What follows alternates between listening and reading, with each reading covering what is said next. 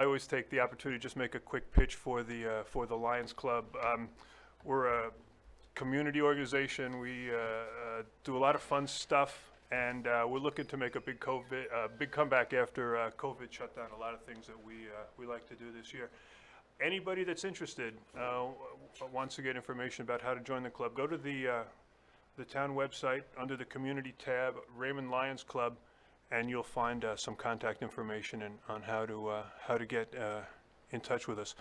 I'd like to thank the town staff and the technical staff for getting everything lined up tonight. Candidates, welcome, and thank you for your willingness to serve the community. We have three folks with us tonight: Joe Bruno, Bob Goslin, and Dana DeJarden are sitting here in the room with us, and Abigail Gear is joining us on Zoom. So welcome to everybody. There we see you up there. Hi. Let me think. Just as far as the format goes, I'm going to ask the candidates if they would to take a few minutes and just to introduce themselves, anything that they want to talk about. After that, I'll have a couple of questions to try to seed discussion, and after that, we'll open it up to audience members and people on Zoom who would like to ask a question. If you are, I don't know, is there anybody else on Zoom besides? Okay, so we do have some a Zoom audience tonight. If there's when we get to that round, I'd like to ask the people that are attending on Zoom to raise their hand, and Sue will take your question to the candidates. So let's get started. Let's get started right out. Bob Goslin is a candidate for the Budget and Finance Committee, and it's your air. Go ahead, sir. Welcome. Thank you very much, Bob. As Bob mentioned, my name is Bob Goslin. I live on the Eagles View Drive. I lived with my wife for 41 years. We have 4 adult children and 4 grandchildren. The reason why I choose to participate in the Budget Finance Committee is because I'd like to be in a position to make decisions and not complain about decisions that have been made. And I'm seeking my 6th term in the Budget Finance Committee. Thank you. Next, we have all 3 of the candidates for Select Board are present. Abigail Gear, it's your turn. The microphone's yours for introduction. Any other opening comments you'd like to make? Thanks. My name is Abigail Gear, and I'm running for the Select Board. I see some familiar faces in the room and some new faces. I grew up in Cumberland County. I graduated from Greeley High School just about 20 years ago. And at that time, my folks moved to Raymond. So I've been coming home to Raymond every chance that I get for the last 20 years and hoping to move home for about the last decade or so. And so thrilled to finally be able to make that happen. And one of the things that I learned growing up in Maine, pretty much every single adult that I ever interacted with always told us, leave things better than you found them.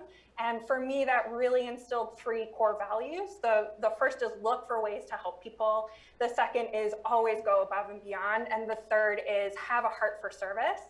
And so I've put that to work by mostly working for organizations that are focused on the social good, so schools and community building organizations, nonprofits.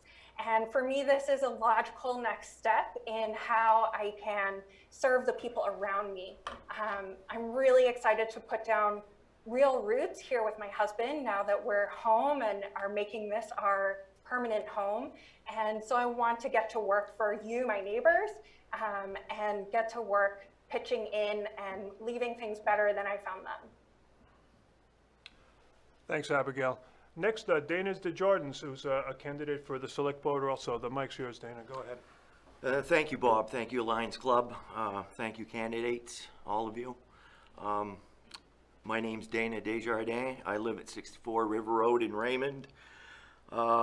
Lived there for 20 years. Lived in Raymond for over 30. Married with my wife, Paula, and my 2 children, Haley, and adult children, Haley and Jacob. The reason I'm running again is, you know, I've got a lot of time now on my hands, and I've been watching the meetings with all this COVID. I mean, I've been watching planning board meetings, zoning of appeals meetings. I've been living a pretty boring life, but I've also learned a lot, and it gave me the watching a lot of the select board meetings. You know, I miss it. I enjoy the interaction with the people of Raymond, and I like working to help, you know, better the town, keep taxes low. And there's been a little bit of spending that's been going on that's has concern to me. Another concern is we've been neglecting our zoning laws a little bit for the last 5 years. There's an instance that I've been trying to get some information on, and I will get that information someday, but this has to do with watershed issues, and watershed issues are very important to me, and it should be an important thing for everybody else in this room and in this town. I'd also like to see the, you know, to either make a decision on are we or are we not going to allow retail cannabis sales in town of Raymond. The taxpayers of this town voted to allow it. It was voted in by the state. I didn't vote for recreational cannabis, and the reason I didn't vote for it is because the medical side of it was so easy to get a card that I didn't see any need to go retail with it, and it just adds a little more work to the well, quite a bit more work to the Cumberland County, state, and all law enforcement is involved in. A lot of these drugs that come in cause a lot of problems, and we are a tourist town, and adding retail cannabis to me was not necessary, but I'd like to either see it go forward or stop it altogether, but I'd like to see it go forward and make it go forward so people in this town can take advantage of opening up a storefront. There's plenty of them available, and go with it. Their business is either going to fail or it's going to succeed. But we got to do something. We can't keep kicking the ball down down the field. We're not doing anything. We can't make up our minds, and that's with the current board.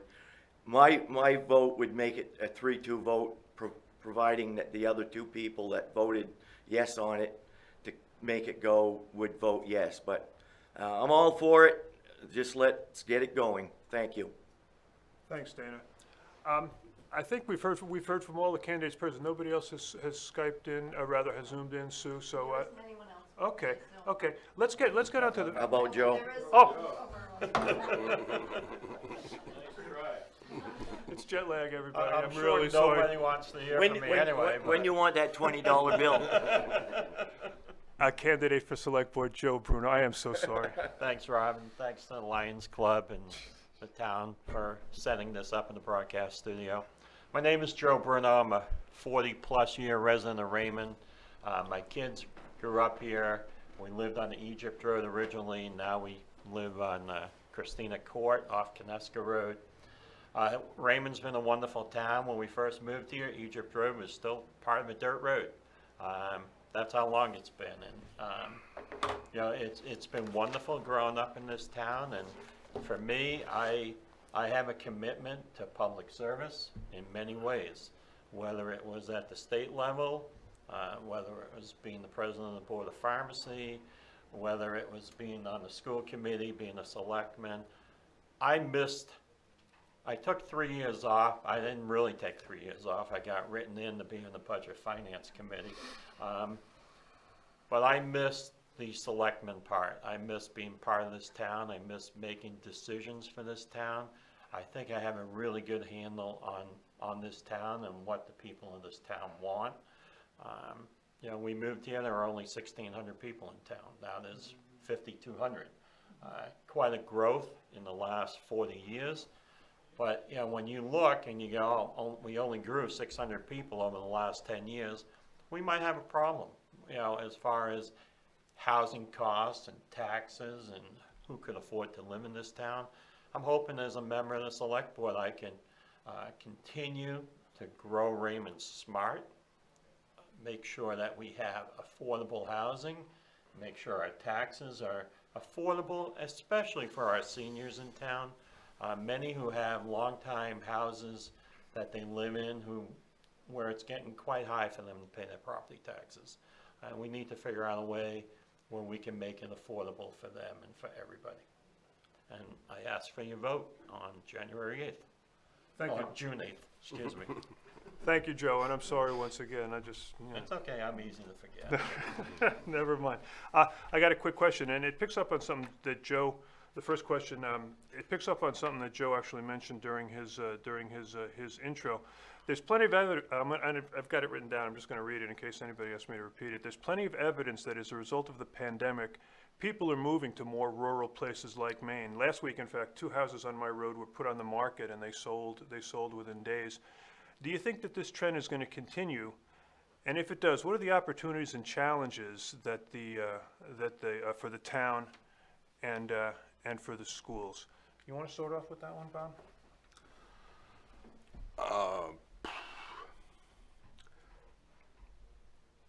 Let me think about that. Okay. Dana?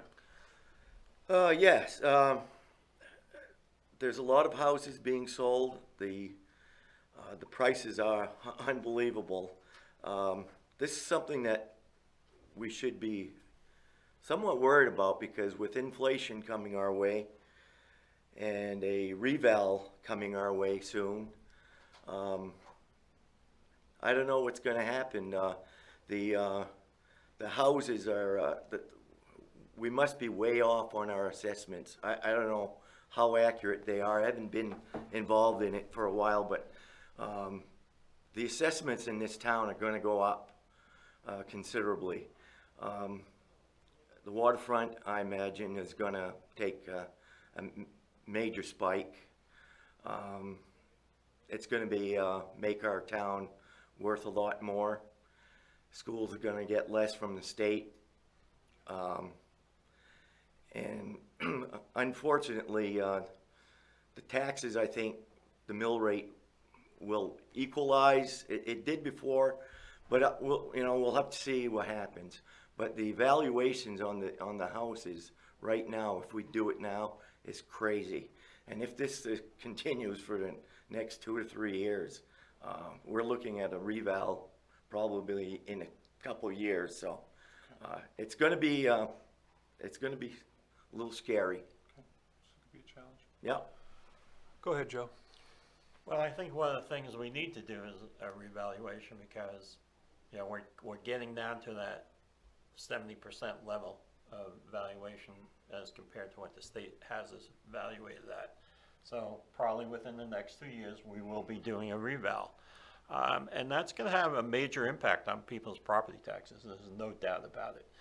The question is, does everybody moving to Raymond or rural areas, is that going to continue? And I think the pandemic drove it initially.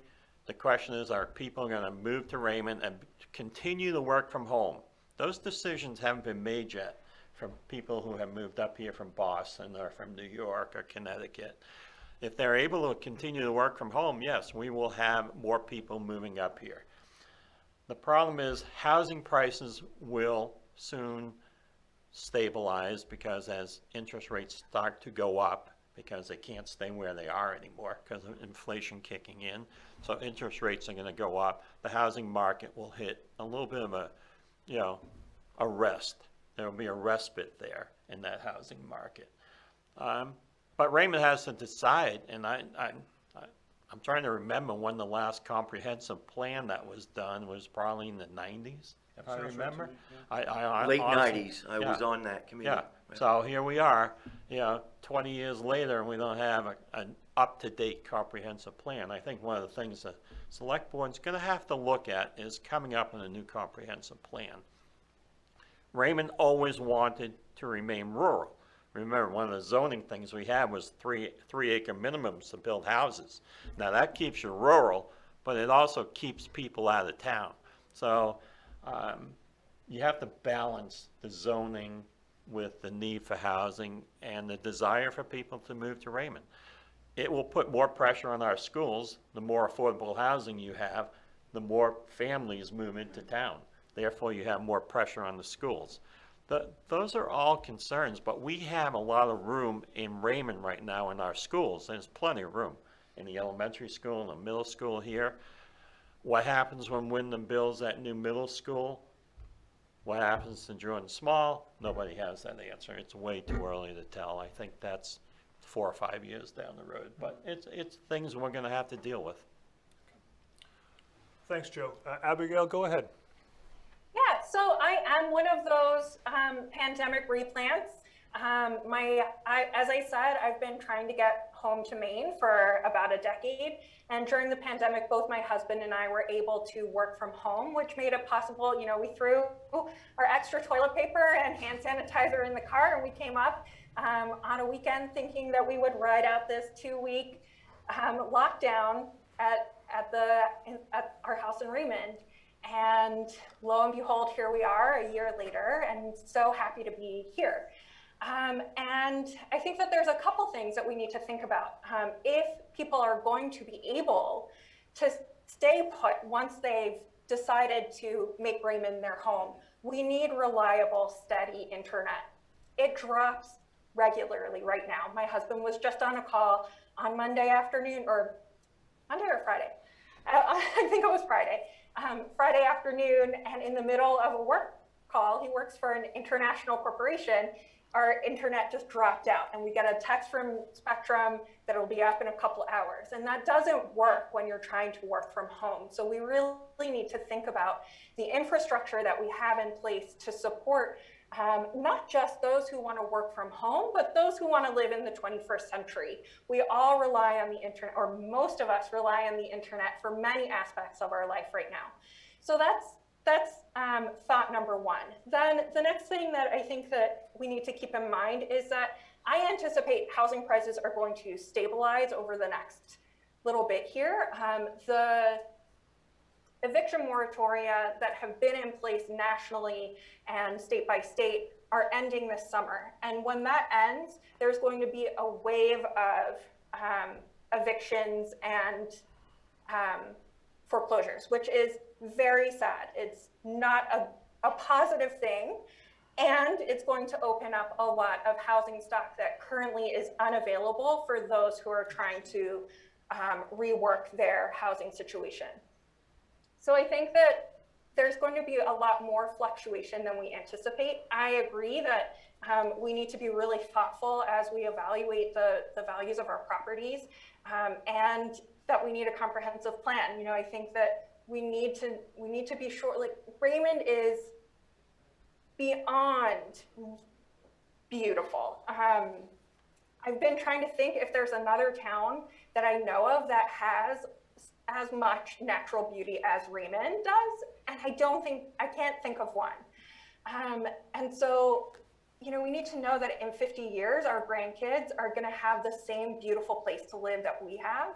So I definitely think that we need to prioritize a comprehensive plan and think through a comprehensive way of allowing for abatements in real estate evaluations, so that those who have been in their properties that could, you know, potentially sell for a lot of money if they were state-of-the-art, stainless everything, blah, blah, blah, but really it hasn't been updated since the 50s, that person should not be paying the same taxes as though it were the highest end luxury property that you could find.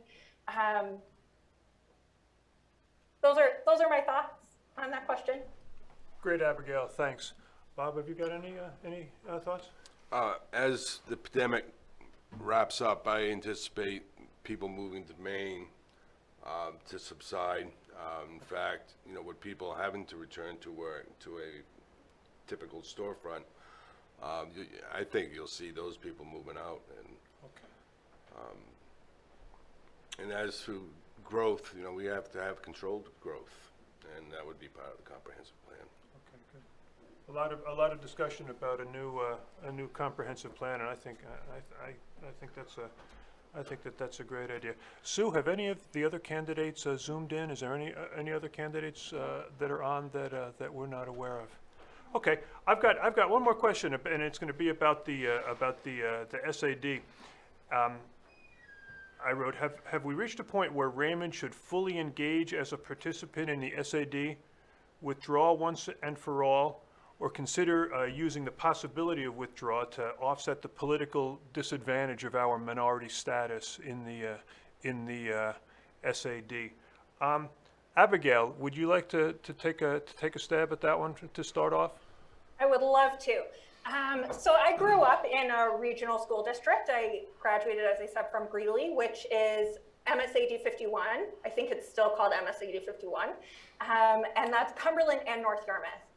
And so I'm very familiar with the advantages of being in a regional school district. Cumberland is known for its school, but if North Yarmouth pulled out, they would be up a creek without a paddle. And at this point, we've asked the voters twice whether we should remain in our regional school unit. And both times the voters have very clearly said, yes, we need to remain. And I think it's time that we start listening to our voters. I think it's time that we accept and hear the no that we've been given, and that we get on board and that we get excited about being in our regional school unit. Now, my most recent work experience is in a private school just outside of Boston with 532 students. And that's the most independent that you can get.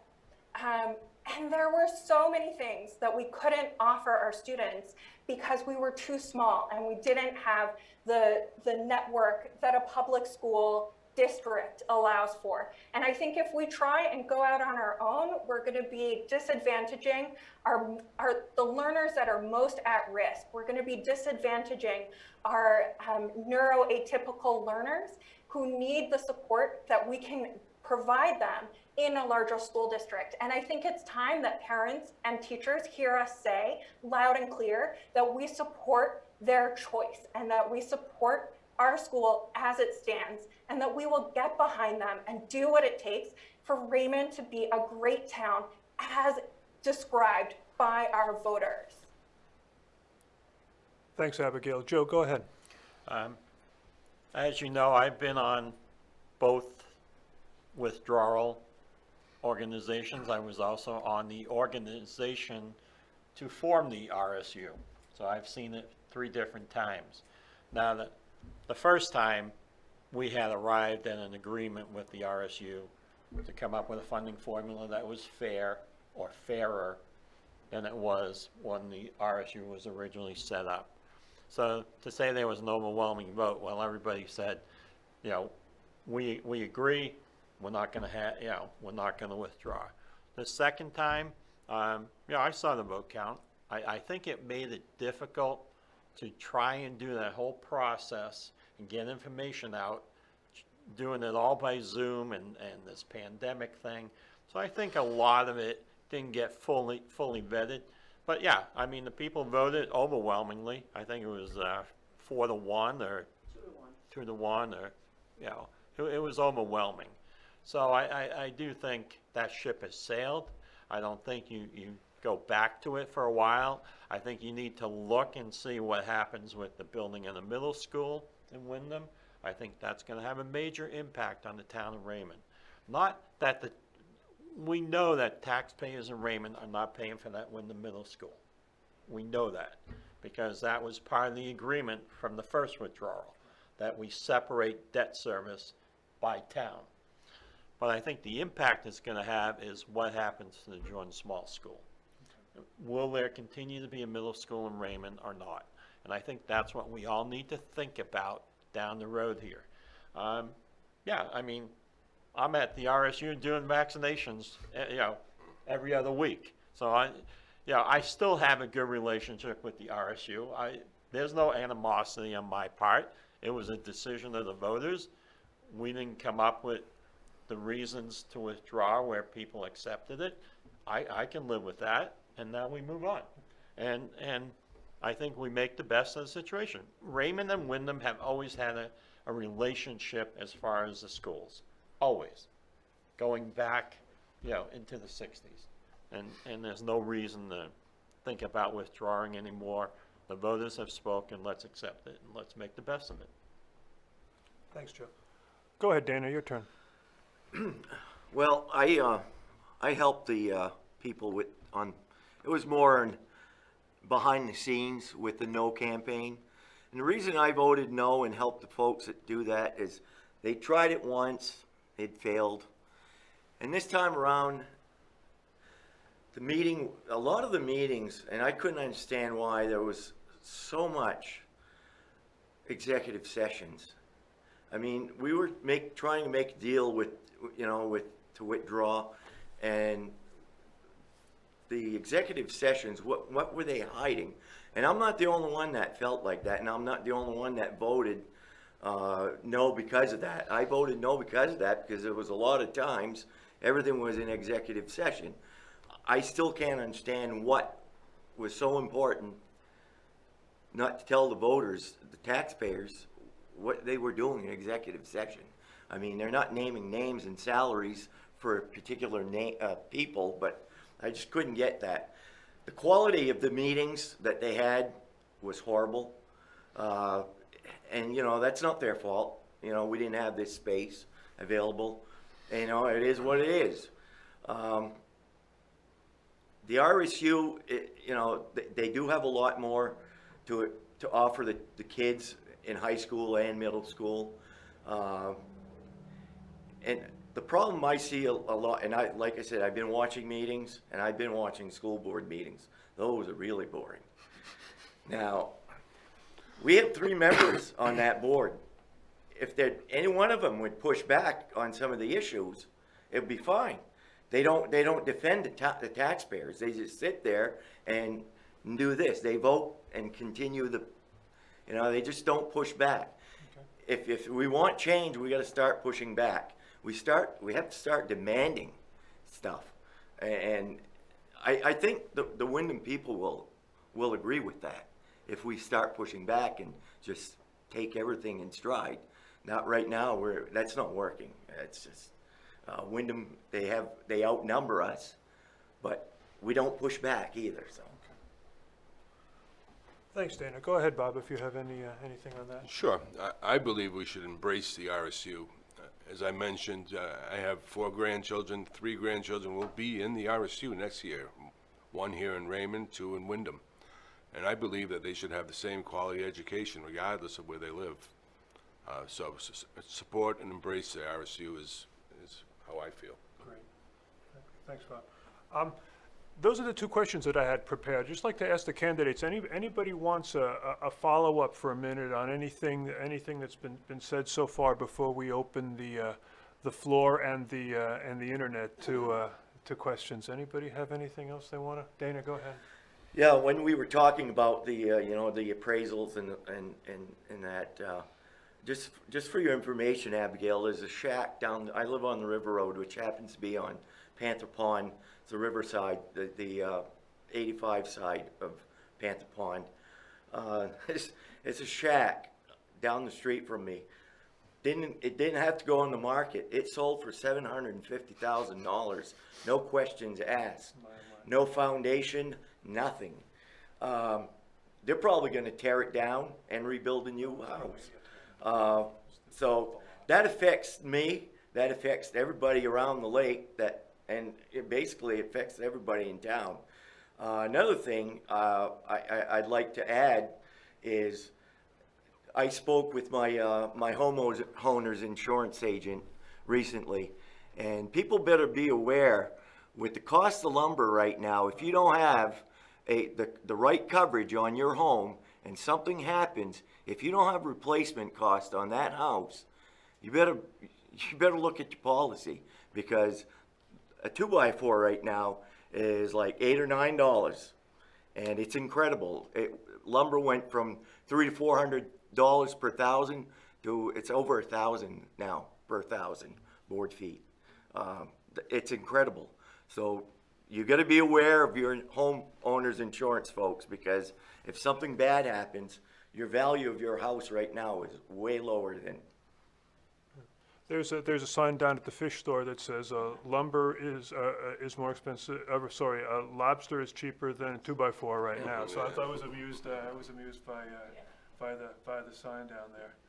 Okay, let's start out with audience. Anybody in the audience like to pose a question to the candidates?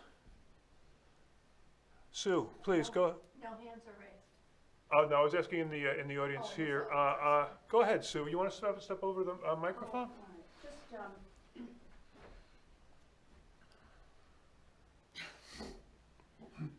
I have a question for Joe. I'm confused about the language in the paper about you being an incumbent. I didn't say I was an incumbent. Yeah, that's how they said it in the Lake region, and your signs are re-elect. Well, I've been I know. elected many times, and so I'm asking people to re-elect me. All right. That's just the English language. And I know that you can go either way with that, but I was but when I read about I the did not incumbent- say I was an incumbent. All right. That was put in by them. I did not say Okay, that. I believe you. The other question I have is the conversation about the RSU, and going forward, anybody can answer this that who will be on the board. Joe spoke clearly about how he's going to go forward with dealing with the RSU, and I'm hoping that this is pretty much for the whole board, that going forward there won't be so much animosity that we've seen in the last 3 years, 4 years. I mean, clearly, facial, just a lot of animosity. So I'm asking people that are running for the board how this last election overwhelmingly went the other way. How will that inform how you work on the board with the RSU? And the other thing, I think that the governor is planning on adding supporting schools at 55%. I think, and if that goes, I don't know whether that's been voted on for sure or if that's still in the works, but 55% is what they've wanted since they voted for it 17 years ago. So also, I know that that's up to the RSU to decide about their budget also, but whether that will help property taxes in these towns. I mean, that's the whole idea, I think. If we have to, most of our money goes for schools. So if that's going to help us, and how will the board deal with that? And I mean, in terms of their own spending and with the schools. Okay. I know the schools do their own budgets, and we don't really have a say. But just so, I mean, we should see some relief in property with the schools being funded, up to 55%, I would hope. Okay. Anybody have any thoughts or comments on Sue's points? Well, it's up to the school committee to decide how to spend that money. And you'll always hear about pent-up demand and things that were neglected. And the question is, does the school committee take a fiscal stand and say, look, we're getting all this extra money. We ought to not increase the budget by millions of dollars this year around. We're getting money. It's the same with the town. The town's going to get more revenue sharing. They're going to get more homestead exemption money. That money should be going to the taxpayers and not increasing budgets. But that's up to the school committee people. As far as the relationship between the select board and our school board members, yeah, I want to see a better one. I would love to have conversations with the school committee about, this is the impact that you're having on our tax rate in Raymond, because you have 70% of the budget. So you impact the budget and the tax rate a lot more than the town does. And those conversations should happen, but for some reason they don't happen. And maybe it's animosity and whatever, but we're all adults, for God's sakes. Just get in the room and talk to each other, but don't refuse to talk to people. And you can't solve issues if you're not talking to each other. So. Thanks, Joe. Anybody else? Dana, go ahead. The thing with the you know, the RSU, and we've got 3 members, like I said earlier. We have to, you know, being shorthanded, I'm using a hockey analogy, you know, it's just, you're shorthanded, you gotta work harder. And we're not pushing back at that level. We're just sitting back on our hands, and it's just, it's all about who you elect and who represents the town. I was on the board when we used to look at school budgets. Joe was, and it was long, it was arduous. It was, we just weren't intimately involved with their process at the time. They'd come to us and here's our budget. It was a struggle. We had a town manager, superintendent, you know, it wasn't pretty. I was happy when we got out of that deal. But what we should do is the select board should have a say before the school budget is released. Yes or no? We haven't been involved with the school budget. We can read the budget, and amongst the select board, we can either say approve or not approve. And I think that goes a long ways. Okay. It puts pressure on the school committee to serve us a little better. Right. Thank you. Thanks, Dana. Bob or Abigail, anybody have anything else to add to, respond to? I would love to. Go ahead, chime in. Abigail.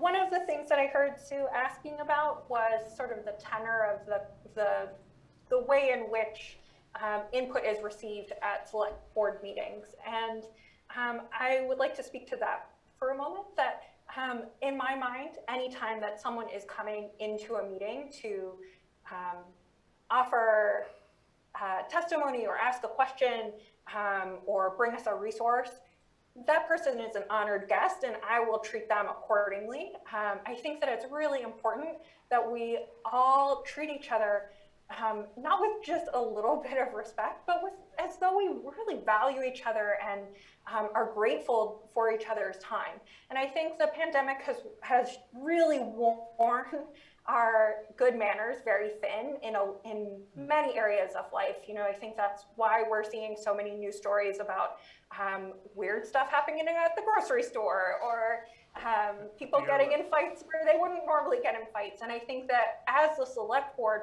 we would be called, like, we should be living up to an even higher standard. We represent the town of Raymond in every interaction, and we should be doing that as though that is our greatest honor, and as though the people that we are receiving in our midst are doing us an honor and a service by being there. So that's how I would conduct myself in meetings. And I think that being proactive and setting up intentional conversations with people that you want to collaborate with is really key. So I would hope to build partnerships through intentional meeting times and proactively reaching out to the school board rather than waiting for them to do what I'm secretly hoping they will, but not saying out loud.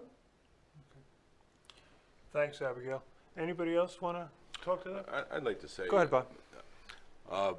With this pandemic that we're experiencing, a lot of our meetings went to a Zoom format. And for those people that don't know how to use Zoom or don't know how to participate in Zoom, you're losing a lot of that feel of the audience. So, you know, we've been meeting via Zoom all along Budget Finance Committee. And I've had to learn and grow with it. And you have to really pay attention to pick up as much as you can while the meeting's going on. And so, hopefully things change as the pandemic eases up. You know, we can meet again face to face. Yes. And do business. Good. Thank you, Bob. Sue, anybody? Can you see anybody on the Zoom that's got? Let me give the Zoom a quick chance, Peter, and then we'll get back to you. Anybody on Zoom that's? We do have one. Okay. Why don't you put them on? Sue, would you introduce yourself and go ahead and ask your question?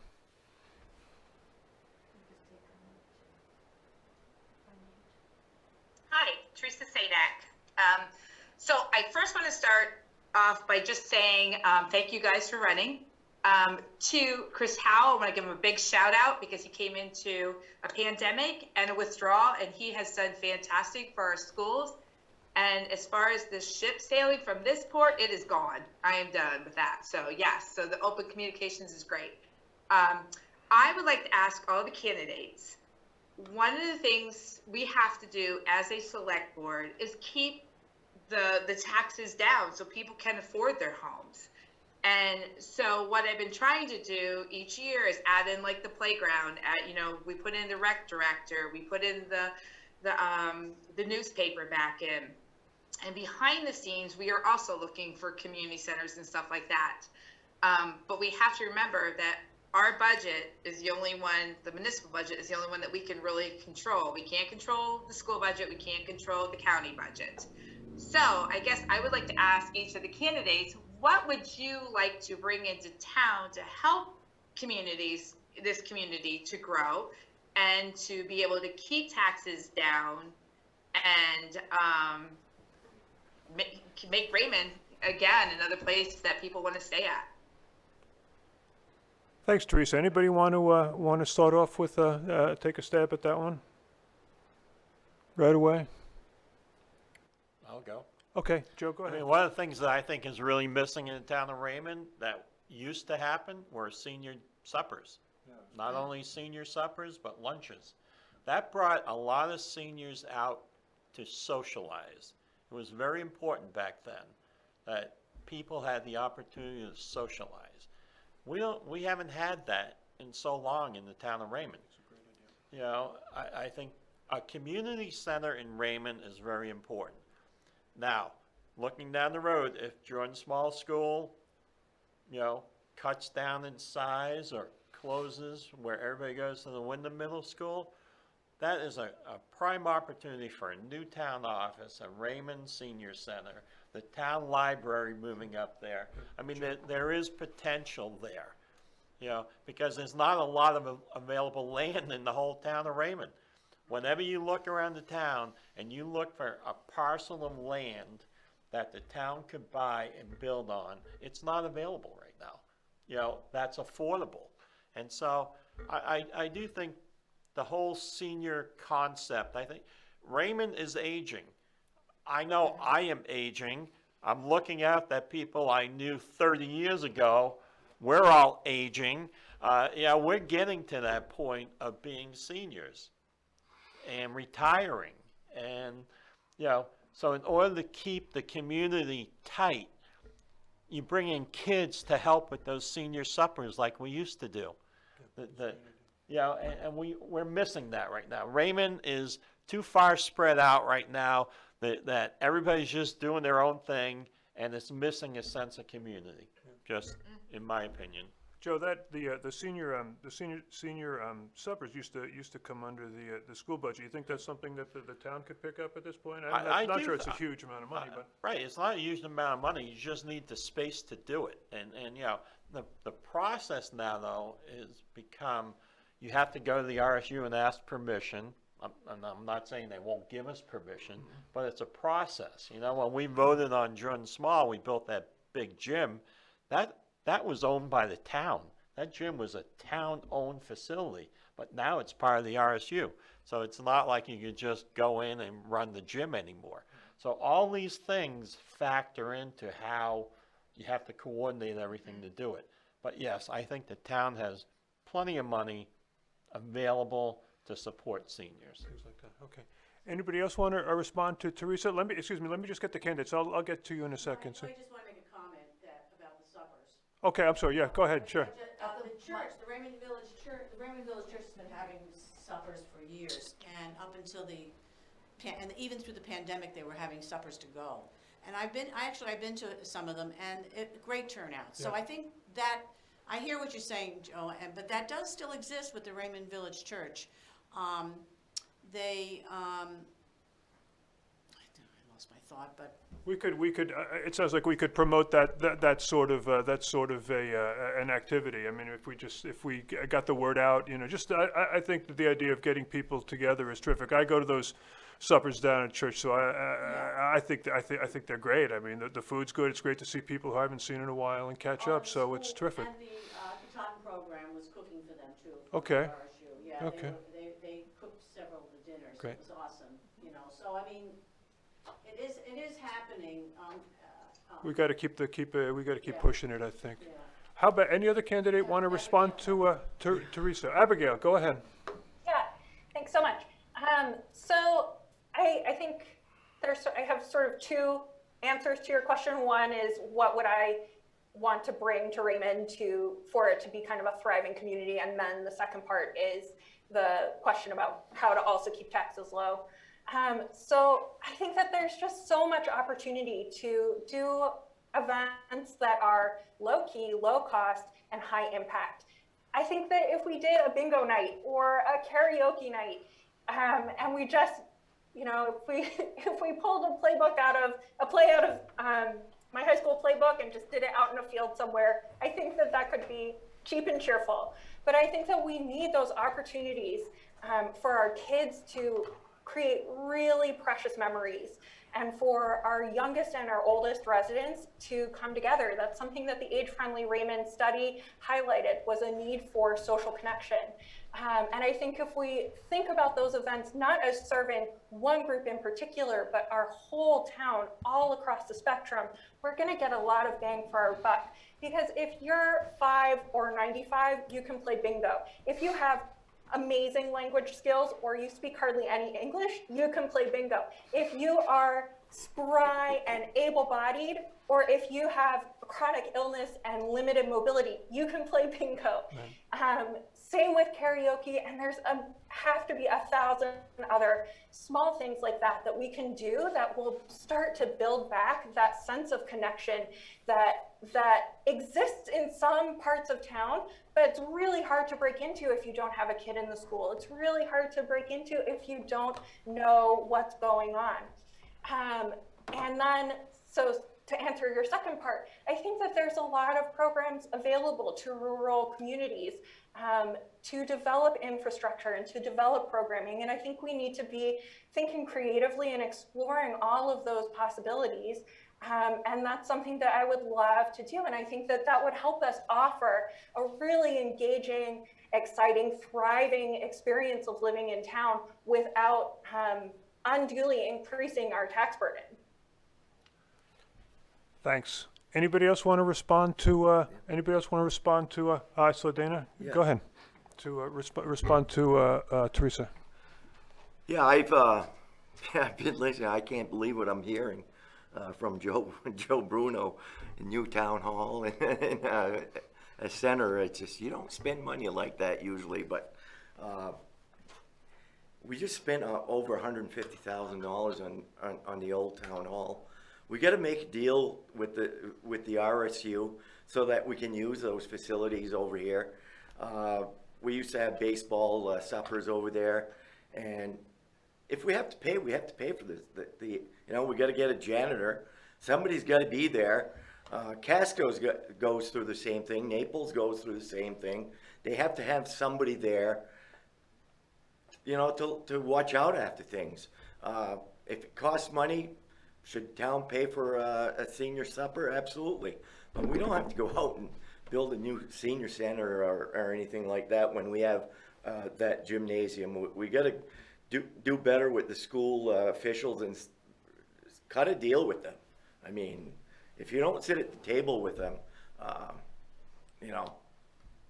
you'll never get what you want. I mean, I just don't see any reason for spending a whole lot of money when we have that building over there, and it can be used.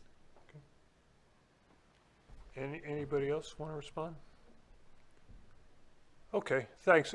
Peter, you had your hand up. The floor is yours. Peter Levitt, 2 Levitt Road. I just got a couple of follow-ups on comments that I've heard, and then I have a question for the candidates. Go ahead, Peter. For all of them. So And I'm not splitting hairs with semantics, but I've heard these terms thrown about for a while now, and it kind of gets to me. So one would be the moderator, and I know he posed this question in order for discussion, but as far as the RSU and the unequal representation, my understanding from ninth grade civics is that this is representative government. And representative government is based on population. So unless we're going to grow larger than Wyndham, we are not going to have more school board members. And I've always been a firm believer that term limits are done at the ballot box. So to Dana's point, if the people here in Raymond do not believe that the RSU school board members are not representing the citizens, they have an alternative to limit their terms. If they don't, then it is what it is, because it's representative government. The other thing was, I just heard a comment as far as budget finance is concerned, and I know that this is it's not really splitting hairs. You can't control growth, you can only manage growth. We had an issue back going 20 years where the growth in this town was out of control. So what we did is passed a moratorium on building. I think it went forward for 5-6 years. We never reached the limit where building was halted because we had reached that level. And the reason is that in a market economy, it's the market that basically rules. And so what we need to do is manage it. Comprehensive plan is basically a policy statement, and you try to fulfill your objective through policy. But you can't control it. And generally, I'm a believer in the fact that it's the market that controls most of those things. I'm not opposed to working to manage it. I just think when you try and control it, you just end up failing and making more work for everybody. My question is really, and it was touched on as well as far as growth is concerned, and that has to do with more specifics from each of the candidates, because I've been following the planning board meetings, the zoning board of appeal meetings, and the select board meetings. And I've heard some discussion about broadband.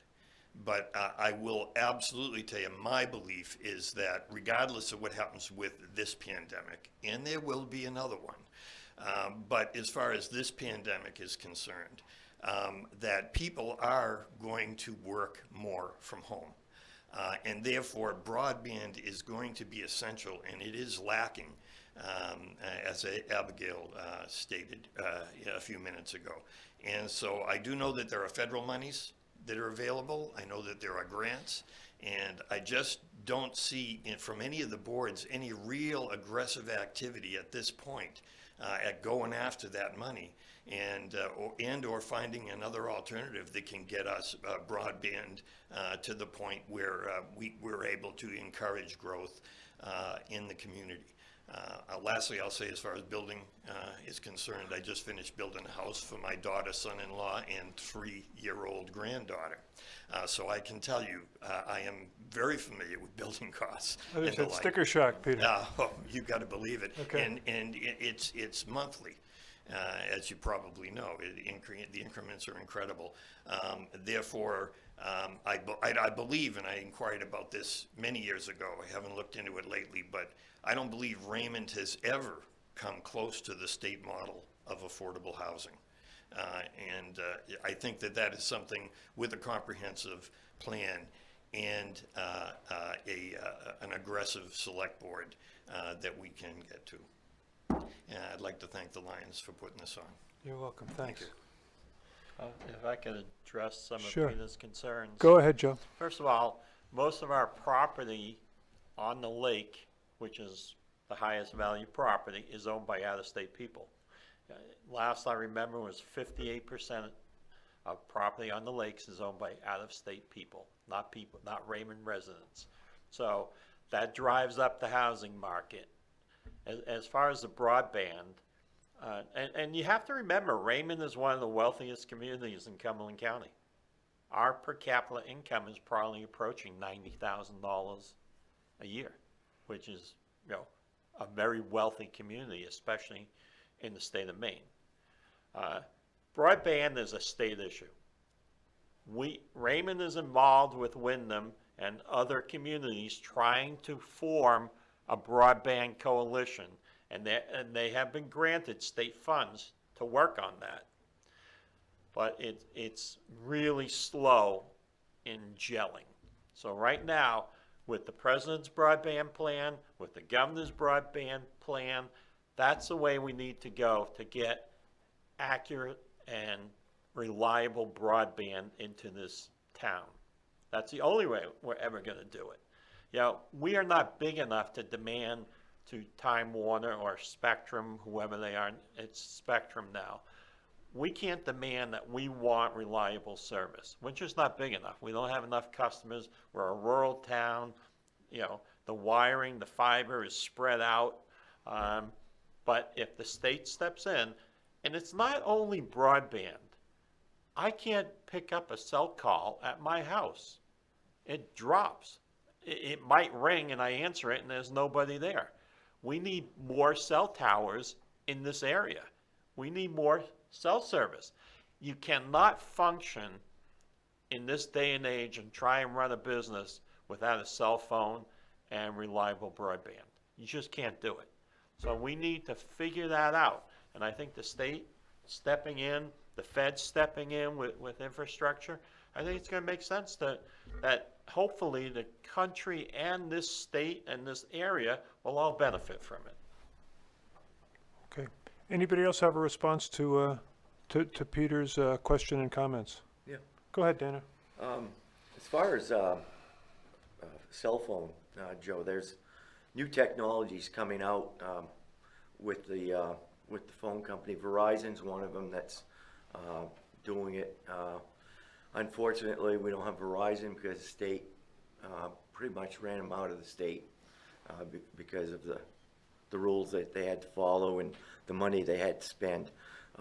We would have had Fios by now, fiber, and it would have been incredible. We'd had state of the art, but again, we did the wrong thing and put too much pressure on them, and we got what we got now with Consolidated, and something I can't complain too much about because my wife works for them.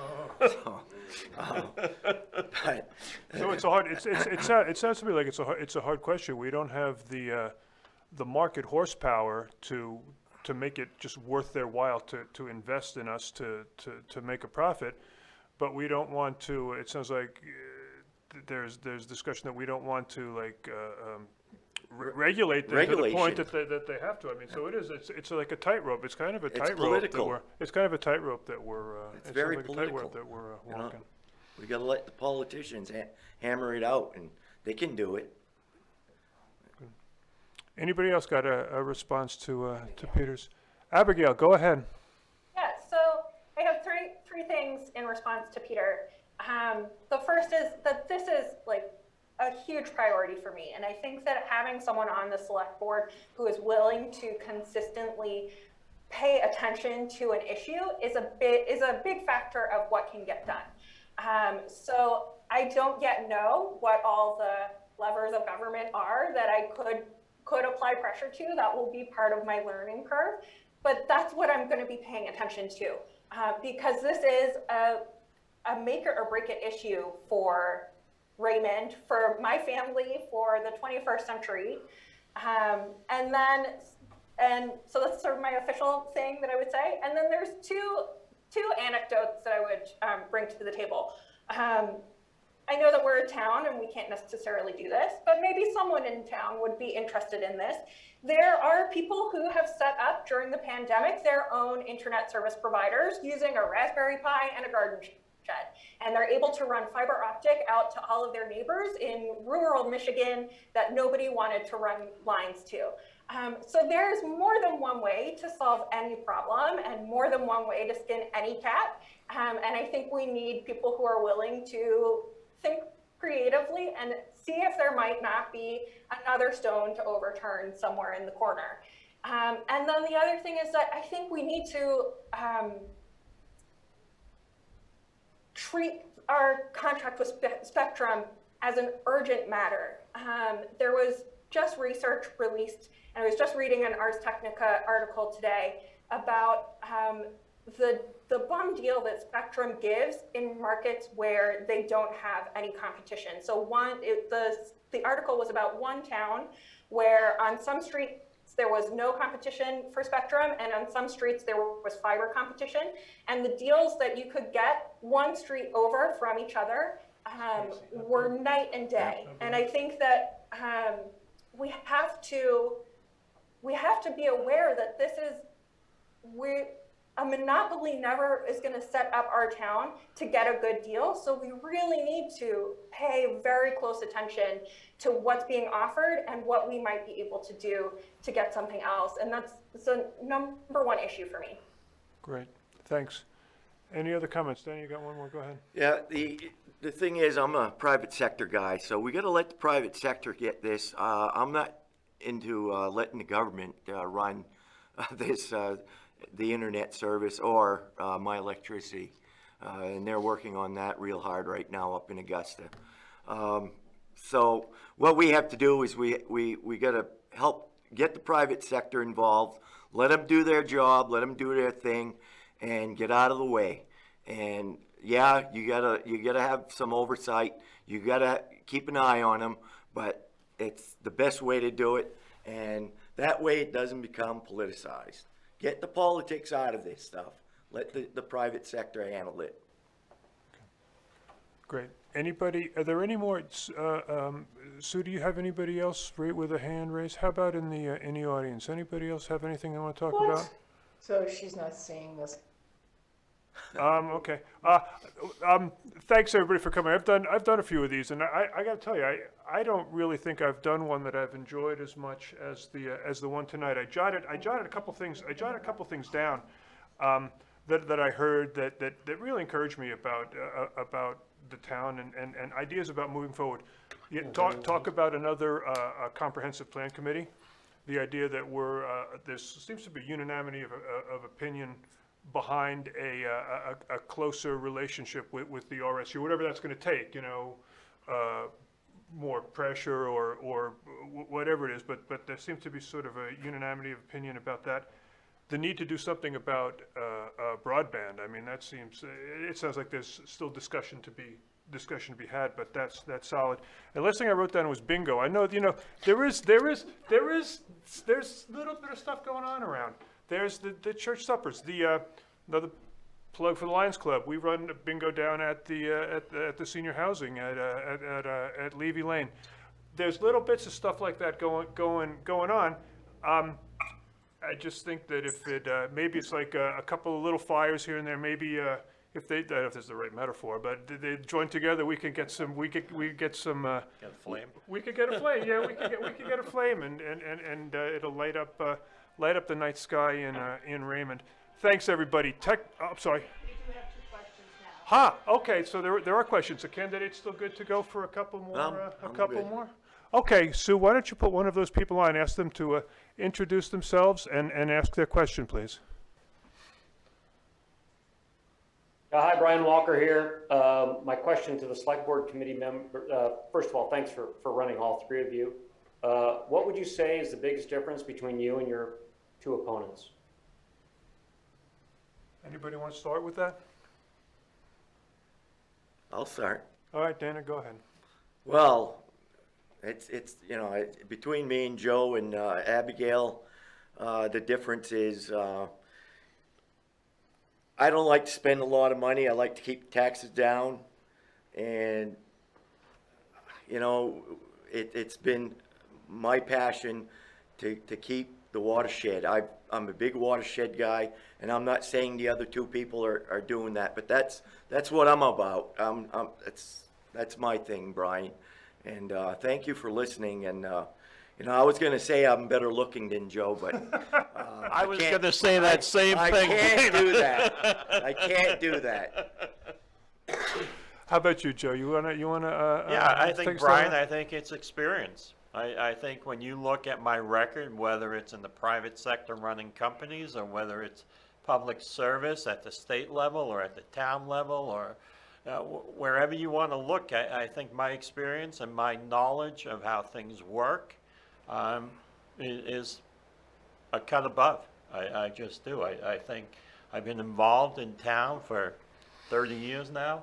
I think that means something, and I hope people consider that when they vote. Thanks, Joe.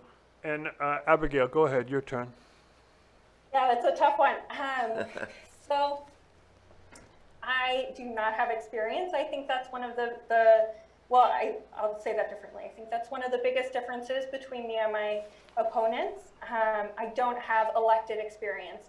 What I do have is the hard-fought experience of being a millennial out in the world trying to make it.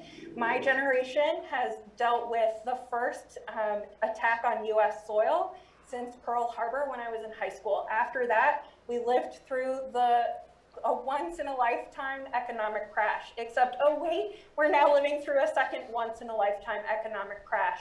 So I've done everything from clean houses to put my master's degree to good use in schools to make ends meet, and I understand the struggles of being someone in my generation better than either of my opponents ever could. I understand what makes it a challenge for those of us who moved away for opportunities, who want to move home, but we're trying to pay rent plus a mortgage-sized student loan. What makes that hard to come back to Maine? And I want to put that experience that I've fought hard for out in the real world to use here in Raymond to help bring a new perspective and fresh ideas and a new approach to how we can solve problems together, collaboratively, through listening and through collaboration. May I add one more thing? Go ahead, Dan. Yes, thanks, Abigail. Go ahead, Dana. One more. I just want to let everybody know in this town that Joe Bruno should never be allowed to be running for office in this state, period. And the reason why is because he's a Yankees fan. And he does not like Tom Brady. Thanks, Dana. How many votes did I just lose? About it. Go ahead, and Sue. I understand we have another person who's on the Zoom. If that person would please introduce themselves and go ahead.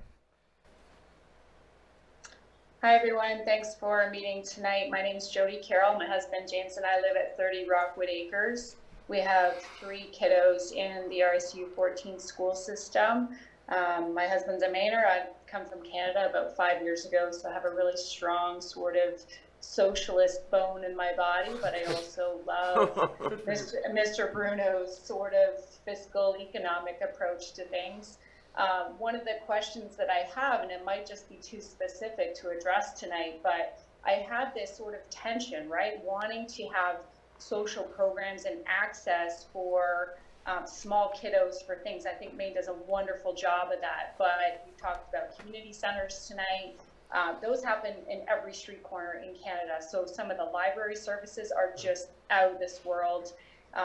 We just don't have that in Raymond. I understand Wyndham's got a good resource there. One thing about living in Raymond is that you often have to drive 45 minutes to get somewhere or 25 minutes down to get to the other place.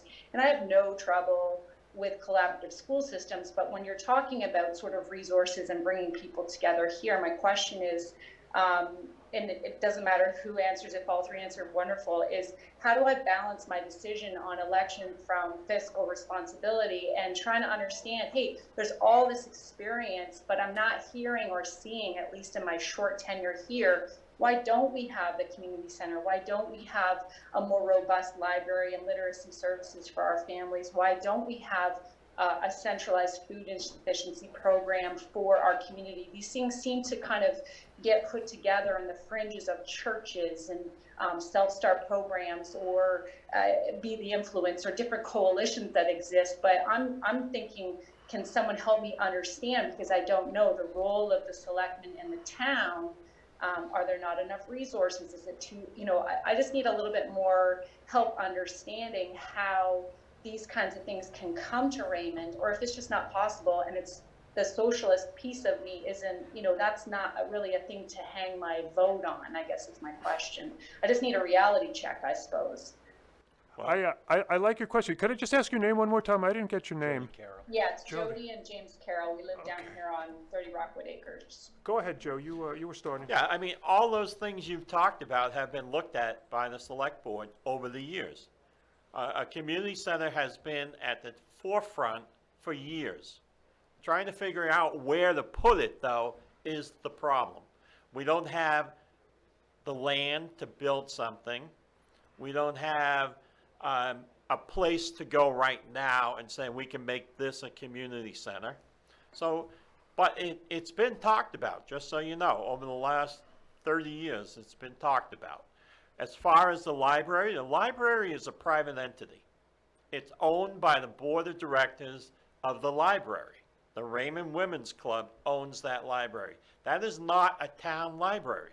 So the town can't tell the library what to do. Yet the town is generous enough to give it $66,000 every year to operate because they couldn't make it on their own. So that's what the town does for the library. Now, I know there are discussions going on about, does the town take over the library at some point? And those discussions are happening right now as we speak. So, I mean, all that stuff happens. As far as the food insecurity, Raymond has done very well in doing backpack programs and contributions from private citizens to the town through the fire department that did a lot of things, public safety, did a lot of things to make sure kids got meals during the pandemic. Those things happened. We can do all that. People say, oh, you're this fiscal conservative, you don't want to spend any money. The fact of the matter is, in private business, you make investments. And there are some good investments and there are bad investments. You have to know which one is a good investment, because the bad investments really hurt you. So I have no problem making good investments as long as they balance out. For example, we do road maintenance here through bonding. We rebuild our roads through bonding because that is a good investment. To make sure you have good roads in this town is one of the biggest things we can do for the citizens of Raymond, because Jody, as you said, you can't go anywhere in Raymond without driving somewhere. So those are the kinds of investments we need to make, but everything you mentioned has been looked at and continues to be looked at. Anybody else have a response for Jody? Abigail, go ahead. Yeah, so I would just say that everything has been looked at, and if you're happy with things to continue just being looked at, vote for the people who have done the looking. My two opponents have spent time looking at all those ideas and have not acted on them. And in fact, I don't know all of the details of the history on this, but the town during those last 30 years has turned down multiple gifts of land or multiple opportunities to have a community center built. And I wasn't the one at the table making those decisions. I don't know who was, but if I were at the table making those decisions today, I would be using my time on the board to work towards actually having those things happen, not just talk about them, not just think about them. And I think this is where you can look to people's records. What have they done when they were in office? Because we don't currently have a community center.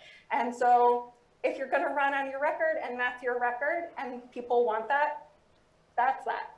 May I respond to that? Go First ahead, of Joe. all, you tell me who donated land or who was willing to donate land to the town of Raymond to build a community center, because I am not aware of it, and I've lived in this town for 40 years. So you tell me where and who, and we'd be happy to look at it. But the fact of the matter is, a parcel on 85 over by Town Hall, I'm pretty sure there was someone willing to donate that, and the town refused. And then I'm pretty sure there was a time when the Army Reserves offered to build for $1 million, a multi-million-dollar building, because they trained here. And the town turned that down as well because that is not true. they'll be tied up. That is not true, okay? I was on the select board when that Army Corps engineer was camped at Camp Hines, helping build rebuild Camp Hines, doing all kinds of work at this elementary school, which we funded through the town through a donation from Mrs. Small, who gave us that land. So I think I've got a pretty good history of what goes on in this town. So if you're going to attack me and say I'm a do-nothing, you better know the facts before you start accusing me of doing nothing. We have been looking for years for a community center, years, going back to when Frank McDermott was the superintendent of Jordan Small School. Okay, I think, Can I answer yeah, we're that gonna too? we'll get Dana a chance, and if Bob has anything, and then we're gonna end that discussion, okay? There was a building down just past Dryards Woods Road. It was halfway down the hill, and it was a camp on Crescent Lake. And we were looking at that at one point for a town hall community center. It's a very big building. It's used as a church right now. If you head down towards Crescent Lake, it would be on your right-hand side, and you got to drive in about half a mile. It's a private road, but I've gone in there and looked at that part, that parcel. That's available. It was deemed too expensive to get in there. The road would have needed reconstruction, and it was just a bad deal at the time for the town. And at that time, we were able to use the school for activities like you were talking about. And as far as the library goes, that's a darn good library, and I thank all the old ladies, and please don't take offense to that. All the old ladies that have worked there, and I know a lot of them, volunteered their time. And my kids both went there when they were young, and it's a great, great asset to this town, and we must keep supporting it. Should it be bigger? I don't know. I don't know what the demand is right now. Can't be that much with the pandemic, but it's open. So we don't live in Boston, and we have the internet. I'd like to offer Bob Goslin the last word if he's got anything to say tonight, and then I think we're going to wrap up. I really don't have anything to say about the matter. I've heard these conversations going on. Where are we going to put a community center? And the right opportunity has not come up yet. I have not been in that position to make those decisions. But if I were to support a community center, you would have my support. Well, bottom line, the people have to vote for it. If they want to spend the money, they'll let us know. Okay. Everybody, thank you. I think we're going to call that the end of candidates tonight. Tonight. Thanks everybody who came. Thank you. Thanks everybody who tuned in, and thanks candidates. Good luck to everybody. Thanks, Rob. Thanks. Thank you. Thanks, everyone.